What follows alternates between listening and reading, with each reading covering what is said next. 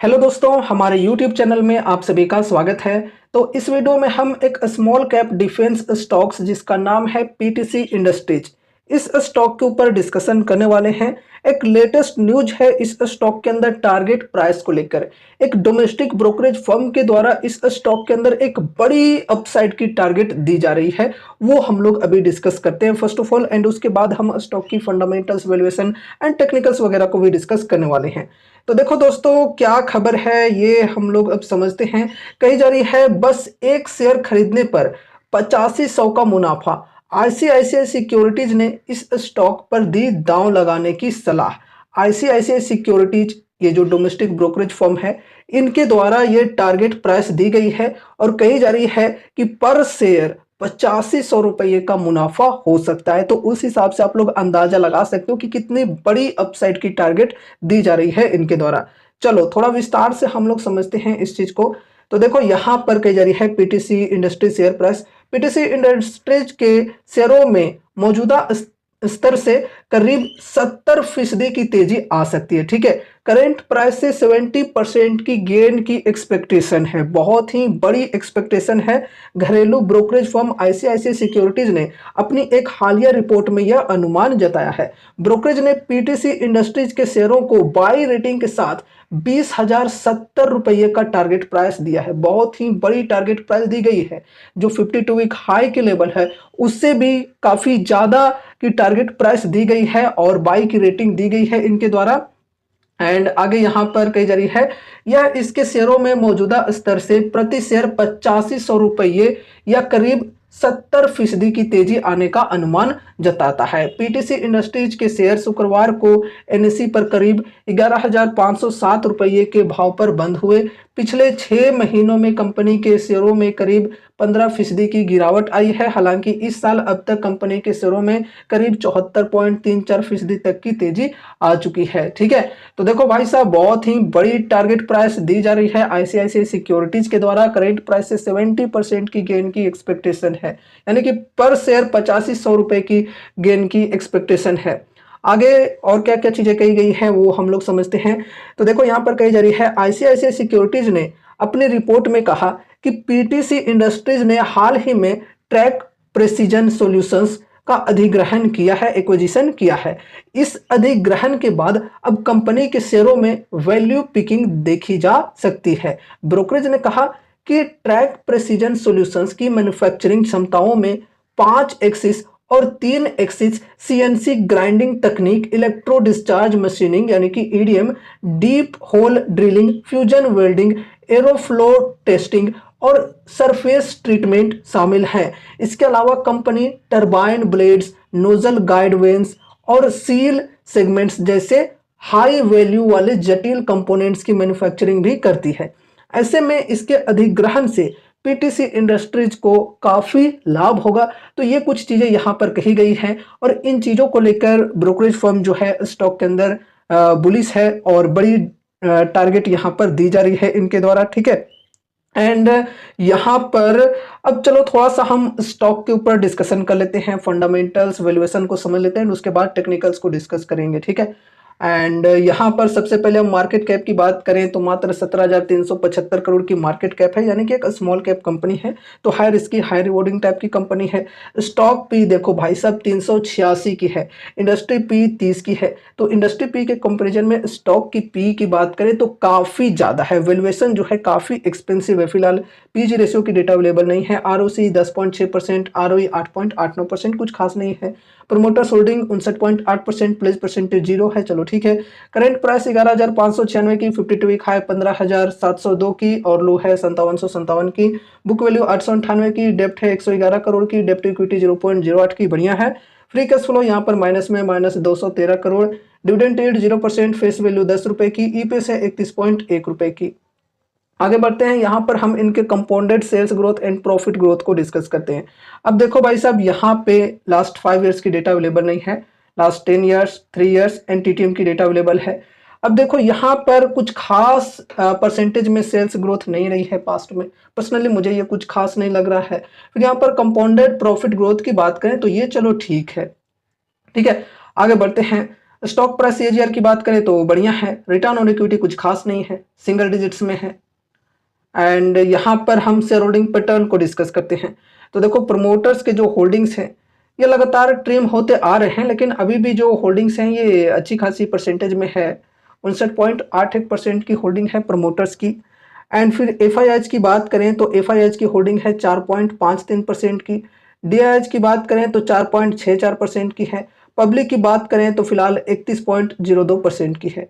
अब देखो दोस्तों, यहाँ पर सितंबर क्वार्टर की बात हो रही है।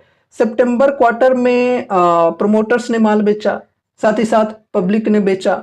तो खरीदा किसने है? एफ एंड डी ने, जो कि चलो अच्छी बात है, इंस्टीट्यूशंस के द्वारा खरीदे गए हैं। अब देखो यहाँ पर पब्लिक की जो होल्डिंग है ये नो डाउट काफ़ी ज़्यादा है, लेकिन इसके अंदर कुछ बड़े बड़े जो एंटिटीज हैं वो भी इन्वॉल्व हैं, साथ ही साथ कुछ बड़े इन्वेस्टर्स भी इन्वॉल्व हैं। लाइक एक पॉपुलर इन्वेस्टर मुकुल महावीर अग्रवाल जो हैं, उनकी भी होल्डिंग है यहाँ पर, तकरीबन 1% के होल्डिंग्स हैं यहाँ पे। देखो मुकुल अग्रवाल जो यूट्यूबर हैं उनकी बात मैं नहीं कर रहा हूँ, जो इन्वेस्टर हैं, काफ़ी नामी इन्वेस्टर हैं, उनकी बात कर रहा हूँ।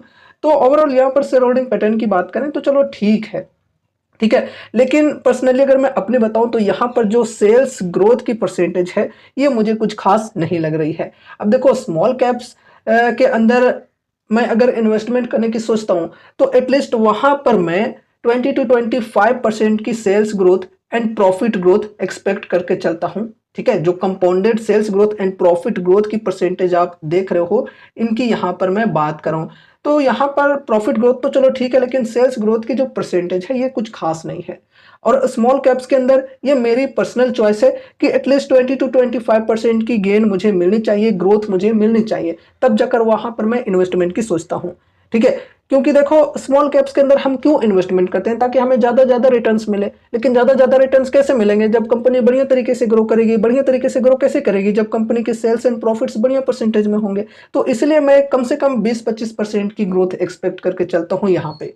ठीक है, अब वैसी चीजें नहीं है तो मुझे इसलिए यहाँ पर पसंद नहीं है। इसके कंपैरिजन में अगर मैं अदर डिफेंस स्टॉक्स की बात करूं जो कि स्मॉल कैप्स हैं, तो उसके अंदर अगर मुझे अच्छी ग्रोथ मिल रही है यहाँ पे, तो मैं उसके साथ चलना प्रेफर करूंगा। ठीक है, तो इसलिए पीयर्स के साथ कंपेयर जरूर से कर लेना चाहिए कोई भी स्टॉक्स में इन्वेस्टमेंट करने से पहले। ठीक है, बाकी देखो कहने का मतलब ये नहीं है कि आप लोग मेरी बात सुनकर इस स्टॉक को छोड़ दो। अगर आपको यहाँ पर इंटरेस्ट है तो फिर यहाँ पर आप इन्वेस्टमेंट की सोच सकते हो। ठीक है, ये कोई ज़बरदस्ती नहीं है। अगर आपको अपनी स्टडी अपनी एनालिसिस के अनुसार ठीक लग रहा है तो फिर यहाँ पर आप इन्वेस्टमेंट की सोच सकते हो। लॉन्ग टर्म में अगर कंपनी जो है ये बढ़िया तरीके से ग्रो कर जाती है तो डेफिनेटली रिटर्न्स जो हैं वो काफ़ी बेहतरीन तरीके से मिल सकते हैं।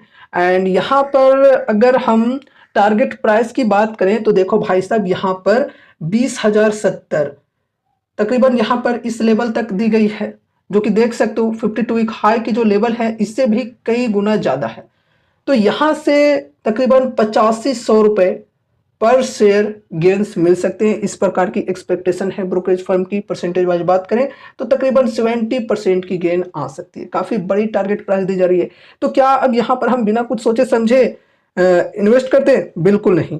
हमें अपने तरफ से भी कुछ स्टडी एंड एनालिसिस करनी चाहिए। एंड अगर यहाँ पर हमें कंफर्मेशन मिलती है तो ही यहाँ पर हम इन्वेस्टमेंट की कुछ सोचेंगे। ठीक है, साथ ही साथ अगर हमारे फाइनेंशियल एडवाइजर्स हैं तो उनसे हमें कंसल्ट एक बार जरूर से करना चाहिए। अभी देखो दोस्तों, यहाँ पर क्या है, चार्ट के अंदर ट्रेंड की बात करें तो डाउन ट्रेंड बनी हुई है। ठीक है, स्टॉक जो है ये लगातार डाउन साइड में गिरते जा रहा है। एंड यहाँ पर ये जो ट्रेंड लाइन आप लोग देख रहे हो, इससे ब्रेकआउट मिलना चाहिए बढ़िया वॉल्यूम के साथ में, और प्राइस ब्रेकआउट मिलने के बाद इस ट्रेंड लाइन के ऊपर सस्टेन भी करना चाहिए। एंड देखो गाइज, यहाँ पर चूंकि काफी सारे रेजिस्टेंस के लेवल्स हैं, लाइक यहाँ पर 13,060 की रेजिस्टेंस है, फिर 14,515 की रेजिस्टेंस है, फिर यहाँ पर जो 52 वीक हाई की लेवल है ये भी रेजिस्टेंस है। तो ये सभी रेजिस्टेंस को ब्रेकआउट मिलना जरूरी है, तब जाकर यहाँ पर हम वो एक्सपेक्ट कर सकते हैं जो कि ब्रोकरेज फर्म के द्वारा दी गई है 20,070 की टारगेट। ठीक है, तो यहां पर इस लेवल पर पहुंचने से पहले काफी सारी रुकावटें हैं। यहाँ पे ये जो रेजिस्टेंस है इनको ध्यान में रखकर चलना है। अगर यहाँ पर आप सभी को ब्रेकआउट की इंडिकेशन मिलती है, कंफर्मेशन मिलती है, तो आप उस कंफर्मेशन के साथ यहाँ पर एंट्री लेकर चल सकते हो। साथ ही साथ स्टॉप लॉस लगाना जरूरी है अगर यहाँ पर आप ट्रेड कर रहे हो तो। पर्सनली अगर मैं अपनी बताऊं तो मैं क्या करूंगा, यहाँ पे जब तक ये जो ट्रेंड लाइन है इसके ऊपर ब्रेकआउट नहीं देता है प्राइस और मुझे अगर यहाँ पर कंफर्मेशन नहीं मिलती है अपसाइड की, तब तक यहाँ पर मैं पैसे नहीं लगाऊंगा। ठीक है, तो आप भी चाहो तो अपने स्टडी के अनुसार यहाँ पर चीजों को कर सकते हो। अगर दूसरों की बातों में सुनकर ऐसे ही बिना कुछ सोचे समझे पैसे लगाओगे तो नुकसान होने का जो खतरा है वो काफी ज्यादा होता है। तो इसलिए मैं कह रहा हूं कि अपने तरफ से भी स्टडी एनालिसिस होनी जरूरी होती है। अब यहाँ पर हम लॉन्ग टर्म के लिए भी डिस्कस कर लेते हैं। लॉन्ग टर्म इन्वेस्टमेंट के पॉइंट ऑफ व्यू से इन्वेस्टमेंट की अगर हम बात करें तो अभी डिस्काउंट्स ठीक ठाक मिल रहे हैं। तकरीबन 22-25% की डिस्काउंट्स यहाँ पर मिल रही है और सपोर्ट के लेवल के आसपास है प्राइस। यहाँ पर सपोर्ट की लेवल है 11,233 की और प्राइस है अभी 11,595 की। ठीक है, मानकर चलो 11,600 की प्राइस है। ठीक है, तो सपोर्ट के आसपास है प्राइस और डिस्काउंट्स की बात करें तो डिस्काउंट्स ठीक ठाक मिल रहे हैं। तो अगर किन्हीं को लॉन्ग टर्म के लिए इन्वेस्टमेंट करना है तो फर्स्ट एसआईपी यहां पर करके चल सकते हैं। साथ ही साथ अगर कोई चाहते हैं कि नहीं मैं एकदम सपोर्ट के लेवल पर ही बाइंग करूंगा तो थोड़ा सा वेट करके चल सकते हैं। ये जो सपोर्ट की लेवल है 11,233 की, इस सपोर्ट पर खरीदना चाहें तो खरीद सकते हैं। क्योंकि देखो ये जो सपोर्ट की लेवल है यहाँ पर इजिली स्टॉक के अंदर थोड़ी सी अगर गिरावटें आ जाएगी तो ये जो सपोर्ट की लेवल है इसे स्टॉक टच कर सकता है। क्योंकि काफी समय से ये सपोर्ट पर स्टॉक जो है ये ट्रेड कर रहा है, जैसा कि यहाँ पर आप लोग देख सकते हो। ठीक है, काफी समय से इस सपोर्ट पर है स्टॉक। तो फर्स्ट एसआईपी करने के लिए डिस्काउंट्स बढ़िया मिल रही है, बल्क में बाइंग के लिए बिल्कुल भी नहीं। फिर फर्स्ट एसआईपी करने के बाद अगर गिरावटें कंटिन्यू रहती है तो हर 5 से 10% की डिप पर आप एड ऑन करके चल सकते हो। लेकिन हाँ, ये ध्यान में जरूर से रखना चलना है कि एड ऑन करने के चक्कर में ऐसा ना हो कि अपने पोर्टफोलियो का एक बहुत ही बड़ा वेटेज सिर्फ इस एक स्टॉक के अंदर दे दिया, तो ऐसे में काफी बड़ी रिस्क हो सकती है। तो इसलिए सोच समझकर लिमिटेड वेटेज के साथ ही चलना है। अपने पोर्टफोलियो का एक बहुत ही बड़ा वेटेज, अपना पोर्टफोलियो का एक बहुत ही बड़ा एलोकेशन देने से बचना है। यहाँ पर अगर हम मैक्सिमम कहें तो 4-5% का एलोकेशन देना इनफ होगा। ठीक है, पूरा पोर्टफोलियो का जो वेटेज है उसका सिर्फ 4 से 5% का ही एलोकेशन देना चाहिए ऐसे ऐसे स्टॉक्स में। ठीक है, इससे हमारा जो रिस्क है वो मैनेज हो पाता है। अगर आपको इस स्टॉक के अंदर बहुत ही ज्यादा ट्रस्ट है तो इसका मतलब ये नहीं कि आपने अपनी पूरी जमा पूंजी इस स्टॉक के अंदर लगा दी, तो ऐसे में रिस्क काफी ज्यादा हो सकता है। तो इसलिए सोच समझकर ही डिसीजंस लेने हैं, जरूरत से ज्यादा पैसे लगाने से बचने हैं। ठीक है, तो ये रही हमारी आज की वीडियो और यहाँ पर हमने जो भी चीज़ों को डिस्कस किया है वो ध्यान में रखना कि सिर्फ और सिर्फ एजुकेशनल पर्पज से किया है। तो इसलिए इस वीडियो को देखने के बाद अगर आपको कुछ भी इंटरेस्ट लगता है तो फिर आपको अपने तरफ से भी कुछ स्टडी एंड एनालिसिस करनी है, साथ ही साथ अपने फाइनेंशियल एडवाइजर से भी कंसल्ट जरूर से करना है। और उम्मीद है कि इस वीडियो के माध्यम से आपको कुछ यूजफुल इन्फॉर्मेशन मिलेंगे। तो वीडियो को लाइक करके चैनल को सब्सक्राइब कर देना और मिलते हैं अगले नए वीडियोज के साथ। तब तक के लिए बाय बाय।